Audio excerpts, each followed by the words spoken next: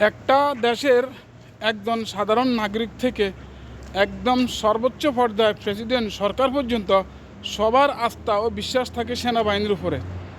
কারণ সেনাবাহিনী শপথ করার পরেই চাকরিতে জয়েন করে। সেই শপথটা হচ্ছে কি, তার জীবনের বিনিময় হলেও সে দেশকে রক্ষা করবে, দেশের মানুষকে রক্ষা করবে।